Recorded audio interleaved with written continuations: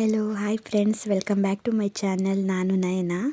Friends, ಇವತ್ತಿನ recipe ಏನಪ್ಪ ಅಂತ ಅಂದರೆ ಇವತ್ತಿನ ಫ್ರಾನ್ಸ್ ಫ್ರೈ ಮಾಡ್ತಾ ಇದ್ದೀನಿ.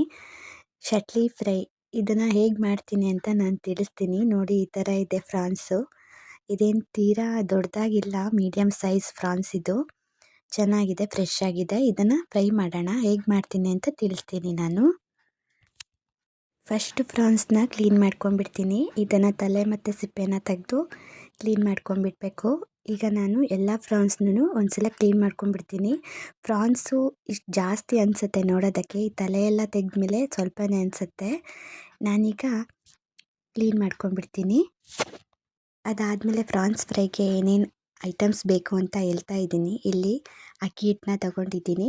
ಅಕ್ಕಿ ಹಿಟ್ಟು ಕೋಟಿಂಗ್ ಮಾಡೋದ್ರಿಂದ ಫ್ರಾನ್ಸ್ ಏನು ಮಸಾಲೆ ಹಚ್ಚಿರ್ತೀವಲ್ಲ ಅದು ಬಿಟ್ಕೊಳ್ಳಲ್ಲ, ಚೆನ್ನಾಗಿ ಬೈಂಡಿಂಗ್ ಆಗುತ್ತೆ. ಅದಾದಮೇಲೆ ಇದು ಸಣ್ಣ ರವೆ, ಸೂಜಿ ರವೆ, ಇದು ಫ್ರೈ ಮಾಡಲಿಕ್ಕೆ. ಅದಾದಮೇಲೆ ಇಲ್ಲಿ ಶುಂಠಿ ಬೆಳ್ಳುಳ್ಳಿ ಪೇಸ್ಟು, ಹಾಗೆ ಒಂದು ಸ್ವಲ್ಪ ಖಾರದ ಪುಡಿ, ಸ್ವಲ್ಪ ಅರಿಶಿಣದ ಪುಡಿ, ಹಾಗೆ ಲೆಮನ್ ಒಂದು ಸ್ವಲ್ಪ. ಇವೆಷ್ಟು ಐಟಮ್ಸು ಬೇಕಾಗತ್ತೆ ಫ್ರಾನ್ಸ್ ಫ್ರೈಗೆ. ಈಗ ಫ್ರಾನ್ಸ್ನ ನಾನು ಕ್ಲೀನ್ ಮಾಡ್ಕೊಂಡಿದ್ದೀನಿ. ನೋಡಿ, ಇದು ಸಿಪ್ಪೆ ತಲೆ ಎಲ್ಲ ತೆಗೆದ್ಮೇಲೆ ಇಷ್ಟೇ ಆಗುತ್ತೆ. ಆದರೆ ನಾನು ಸ್ವಲ್ಪ ಕ್ವಾಂಟಿಟಿನ ತೊಗೊಂಡಿದ್ದೀನಿ ಫ್ರಾನ್ಸ್ ಫ್ರೈಗೆ. ಈಗ ಎಲ್ಲ ಫ್ರಾನ್ಸ್ನೂ ಕ್ಲೀನ್ ಮಾಡ್ಕೊಂಡಿದ್ದೀನಿ.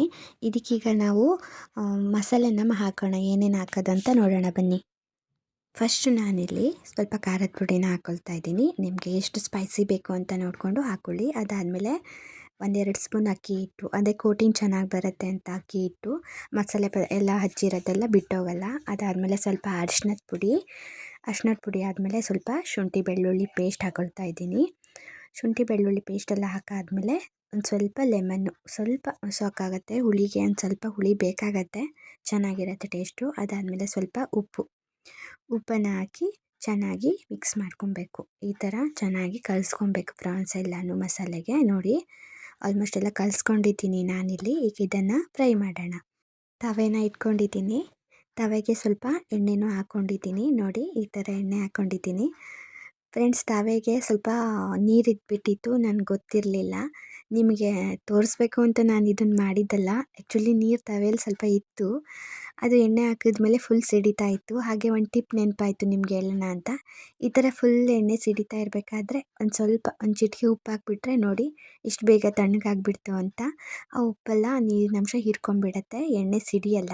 ಆಲ್ಮೋಸ್ಟಾಗಿ ಎಲ್ಲರಿಗೂ ಗೊತ್ತಿರ್ಬೋದು, ಬಟ್ ಗೊತ್ತಿಲ್ಲದೆ ಇರೋರು ಈ ಟಿಪ್ನ ಒಂದ್ಸಲ ಫಾಲೋ ಮಾಡಿ, ಸರಿ ಹೋಗುತ್ತೆ.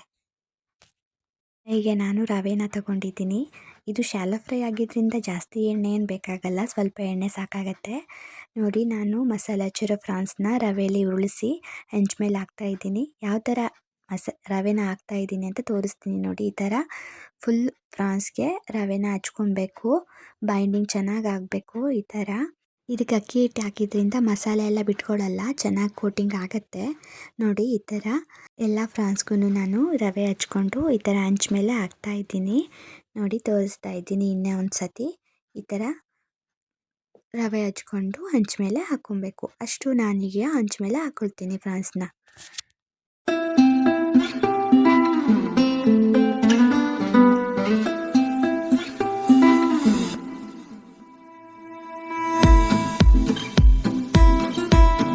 ಎಲ್ಲ ಫ್ರಾನ್ಸ್ನೂ ನಾನು ರವೆ ಹಚ್ಚಿ ಹಂಚ ಮೇಲೆ ಹಾಕ್ಕೊಂಡಿದ್ದೀನಿ. ಇದಕ್ಕೆ ಮೇಲ್ಗಡೆ ಸ್ವಲ್ಪ ಎಣ್ಣೆ ಹಾಕ್ಕೊಬೇಕು. 1-2 ಸ್ಪೂನ್ ಸಾಕಾಗತ್ತೆ. ಎಣ್ಣೆ ಹಾಕ್ಕೊಂಡು ಸ್ವಲ್ಪ ಫ್ರೈ ಮಾಡ್ಕೋಬೇಕು. ಒಂದು ಸೈಡ್ ಫ್ರೈ ಆದಮೇಲೆ ಇನ್ನೂ ಒಂದು ಸೈಡ್ ತಿರುವಿ ಹಾಕ್ಕೊಬೇಕು. ಫಸ್ಟ್ ಒಂದು ಸೈಡ್ ಚೆನ್ನಾಗಿ ಫ್ರೈ ಆಗಲಿ.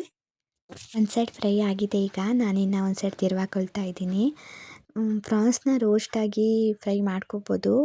ತುಂಬ ರೋಸ್ಟಾಗಿ ಮಾಡಿಕೊಂಡ್ರೆ ಫ್ರಾನ್ಸ್ ತಿನ್ನಲಿಕ್ಕೆ ಸ್ವಲ್ಪ ಗಟ್ಟಿ ಅನಿಸುತ್ತೆ. ಅದಕ್ಕೆ ಮೀಡಿಯಮ್ ಫ್ಲೇಮಲ್ಲಿ ಇಟ್ಕೊಂಡು ಸ್ವಲ್ಪ ಮೀಡಿಯಮಾಗಿ ಫ್ರೈ ಮಾಡಿಕೊಂಡ್ರೆ ತುಂಬ ಚೆನ್ನಾಗಿ ಬರುತ್ತೆ, ಸ್ಪಾಂಜಿಯಾಗಿರುತ್ತೆ. ಈ ಥರ ನಾನು ಎಲ್ಲ ಫ್ರಾನ್ಸನ್ನು ತಿರುವಿ ಹಾಕ್ಕೊಳ್ತಾ ಇದ್ದೀನಿ. ನೋಡಿ,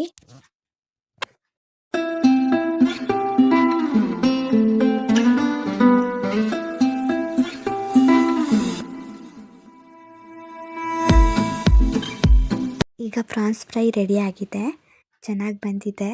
ಈಗ ನಾನು ಇದನ್ನು ಸರ್ವ್ ಮಾಡ್ತೀನಿ. ಫ್ರಾನ್ಸ್ ಫ್ರೈ ನಾನೀಗ ಸರ್ವ್ ಮಾಡಿದ್ದೀನಿ. ನೋಡಿ, ಎಷ್ಟು ಚೆನ್ನಾಗಿ ಬಂದಿದೆ, ತುಂಬ ಟೇಸ್ಟಿಯಾಗಿ ಬಂದಿತ್ತು. ನೀವು ಮನೇಲಿ ಒಂದ್ಸಲ ಟ್ರೈ ಮಾಡಿ ಹೇಗಾಗಿತ್ತು ಅಂತ ನನಗೆ ಕಮೆಂಟ್ ಮಾಡಿ ಹೇಳಿ. ಯಾರೆಲ್ಲ ನನ್ನ ಚಾನಲ್ನ ಹೊಸ್ದಾಗಿ ನೋಡ್ತಾ ಇದ್ದೀರಾ ಪ್ಲೀಸ್ ಸಬ್ಸ್ಕ್ರೈಬ್ ಮಾಡ್ಕೊಳ್ಳಿ ಫ್ರೆಂಡ್ಸ್. ನಂಗೆ ಸಪೋರ್ಟ್ ಮಾಡಿ. ಇದೇ ಥರ ಹೊಸ ಹೊಸ ವೀಡಿಯೋನ ಅಪ್ಲೋಡ್ ಮಾಡ್ತಾ ಇರ್ತೀನಿ. ಓಕೆ, ಇನ್ನೊಂದು ಹೊಸ ರೆಸಿಪಿಯೊಂದಿಗೆ ನಿಮ್ಮನ್ನೆಲ್ಲ ಸಿಗ್ತೀನಿ. ಅಲ್ಲಿವರೆಗೂ ಬಾಯ್. Thank you.